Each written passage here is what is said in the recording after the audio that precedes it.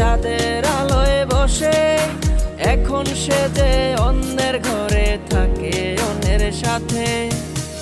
শখের মানুষ তোর কারণে রয়ে গেলাম একা, আর হবে না দেখা রে বন্ধু, আর হবে না দেখা। শখের মানুষ তোর কারণে রয়ে গেলাম একা, আর হবে না দেখা রে বন্ধু, আর হবে না দেখা।